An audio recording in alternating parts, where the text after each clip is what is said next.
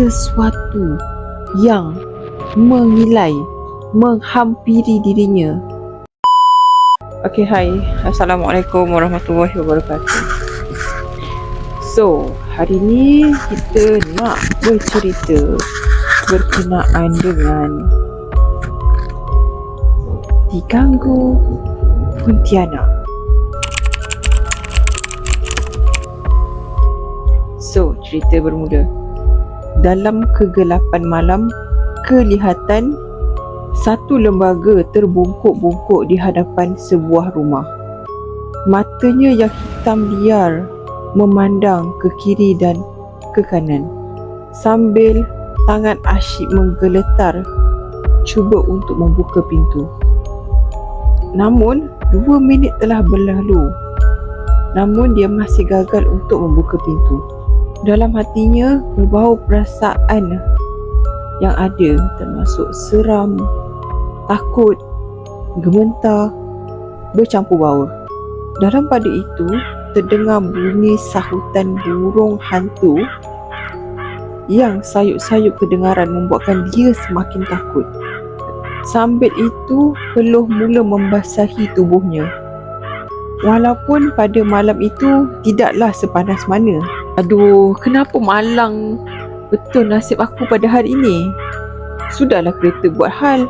Dah sampai ke rumah, ini pula jadinya. Menyesal aku balik seorang. Kalaulah aku ikut Mail tadi, tentu tak akan jadi macam ni.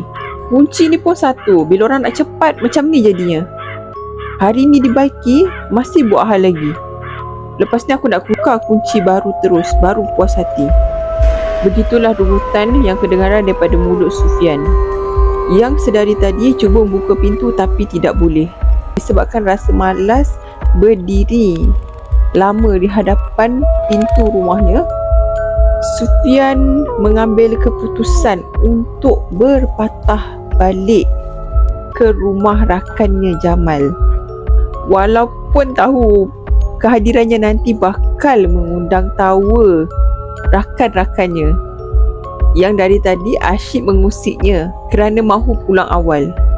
Namun dek kerana kuncinya buat hal, dia terpaksa membuat keputusan untuk berpatah balik ke rumahnya rakannya itu. Pedulilah mereka nak ejek aku apa. Lagipun aku boleh bagi alasan yang kunci rumah aku rosak. Tentu mereka tak ada ketawakan aku. Si Mael ni pun satu hal. Kalau dapat makan free, pantang menolak. Dah tu nak duduk lama-lama. Kalau dia balik dengan aku, tentu benda ni tak akan jadi. Ada rakan serumah pun susah nak minta tolong. Kalau pelawa makan, cepat aja setuju. Langsung tak tolak. Rungut Sufian lagi sambil melangkah laju ke arah keretanya. Setelah menghidupkan enjin kereta Myvi-nya, Sufian terus memecut ke rumah Jamal, yang ketika itu sedang mengadakan majlis jamuan hari jadinya. Tadi Sufian bersama rakan-rakan lain meraikannya. Namun disebabkan penat, dia memohon diri untuk pulang awal. Apatah lagi, esok dia terpaksa bergerak awal untuk bertolak ke KLIA untuk menghadiri konvensyen di Johor seperti yang telah diarahkan oleh ketuanya di sana.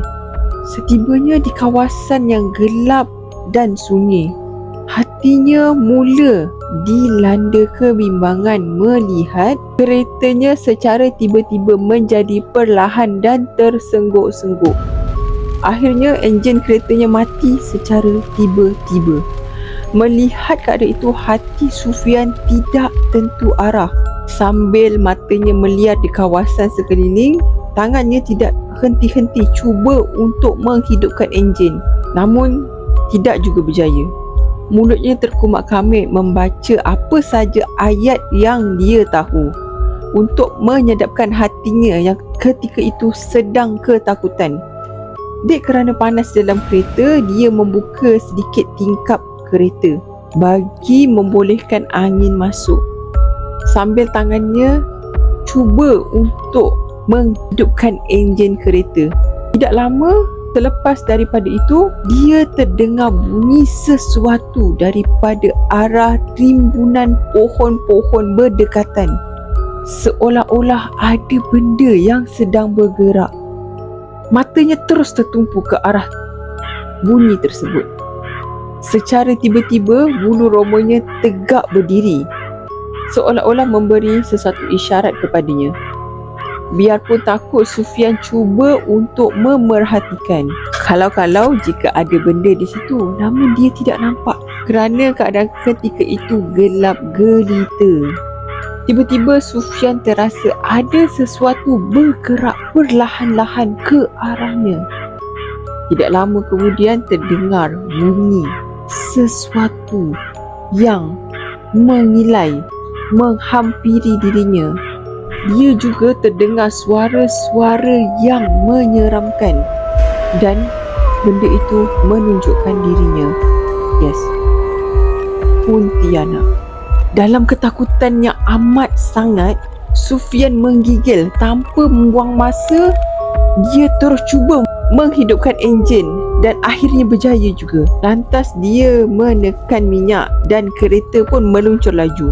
Sesekali dia menoleh ke kiri dan ke kanan sambil matanya tidak lepas-lepas memandang cermin, melihat kalau-kalau Pontianak itu mengekori keretanya.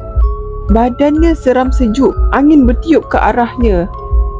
Apatah lagi dia terlupa untuk menutup tingkap. Tanpa disangka-sangka Pontianak itu muncul di hadapannya.